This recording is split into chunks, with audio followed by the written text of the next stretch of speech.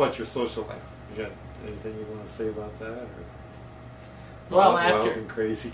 Well, I just mentioned that there is sex after spinal cord injury, and a lot of people, especially young men, feel. I mean, a spinal cord injury is a pretty devastating experience, and I'm fortunate that I bounced back in about 10 minutes because I was a professional motorcycle racer, and when you're going over 180 miles an hour, you know that you're doing something pretty risky.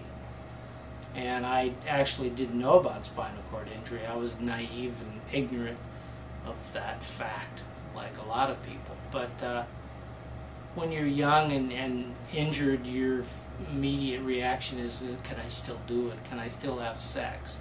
And I guess the sort of short answer is that you know, that sexuality is a lot more complicated, and that giving and taking sex and pleasure is still possible after a spinal cord injury. And there's people a lot more knowledgeable than me that can talk at length about that subject. But I'm presently living in San Rafael with a nice woman, Cecilia, who has this house that I'm living in, and we've lived together for 6 or 7 years. And interesting that I was married at the time of my injury, and I got a divorce soon afterwards because my wife at the time wouldn't want to have any experiments with me to find out about sexuality. She just decided unilaterally that since I'm not the man that I was before, she wasn't interested. And so I kind of took that personally. But actually, on the plus side is that it inspired me to be more independent. And so her rejection actually helped me be independent. You know, I'll show her. Because she actually had predicted that if it wasn't for her, I'd have to get an attendant care, and that I was never going to be independent. And so I took that as a challenge, so, and succeeded in that area. But those wild and crazy days, I leave that to younger people. Got some unusual bladder management that I don't know if you want to go into now, but basically I would say is that my urologist, I don't know if he invented it or not, but I don't know if you've even heard about it.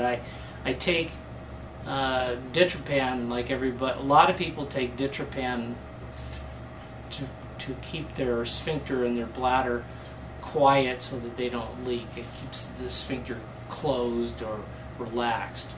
If you've got a reflexic bladder, it tends to, when the bladder gets full, then you have leakage and stuff.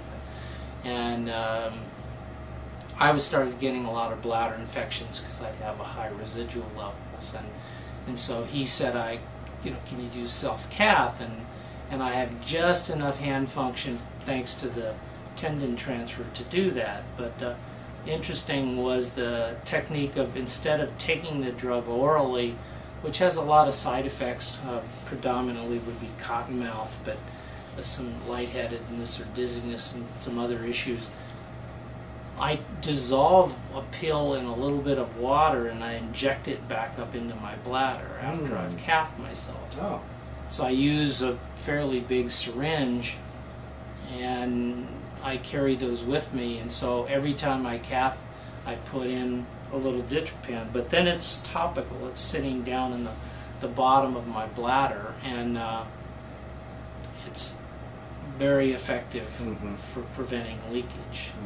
So, have you had much difficulty with infections, urinary tract infections? Well, my urologist had said that a lot of times people can coexist with on a low level with some kind of bug, and for me, if I can go a long time, like a year or more, without getting a bladder. It seems like the traveling on an airplane and putting in a Foley catheter sort of precedes or causes a bladder infection. It's amazing. I'll put in a Foley catheter for like 8 hours, take it right back out, just on the airplane is the only time I've got the Foley in. And but then I'll get a UTI from that. But that withstanding, I've been pretty good about not having a lot of bladder infections. But there's you know, Cran Magic or Cran Plus, or there's cranberry juice, or there's some kind of simple sugar formula that people, I guess, are using, and there's a lot of other ways to deal with bladder infections. Pressure sores. Pressure sores. Had? Never had one, knock on wood. That's great. A thing that was actually revelation for me, and I think everybody, you don't even have to do it yourself to know, is that if you can roll your hips forward like that at all, that takes all the pressure off your ischials. And I had one of those pressure mapping things that shows up on the computer screen, and I watched it go from red to green. Right. And I do that all day long as I'm leaning forward, or I look like I'm fidgeting, I'm leaning over to one side or the other, because I almost never do a traditional, you know, weight shift, which I can kind of do in a weird way, because a lot of quads can't depress enough to get their body weight. But because no one ever told me in rehab that if I just, you know, if I just went like that, I mean, I'm right down, there's no weight on my ischials at all. It just completely takes it off. But so I always thought it's sort of ironic that quads usually have less pressure sores than paras. Maybe I'm oversimplifying, but maybe it's because paras are doing things like hopping out of their chair into the you know, bench seat at the golf at the baseball game, or they're doing a lot more transfers, or they're getting out of their chair, or maybe they're more bony. I don't know, but well, I've gotten pressure sores, but primarily after injuring my ischium in some way. Falling out of my chair gave me my worst one.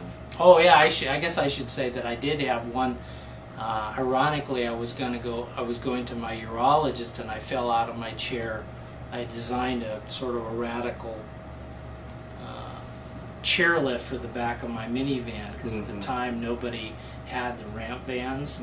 So I just bought a Dodge minivan, and I designed this. It was kind of like a Golden Boy, which was an older style of a swing lift.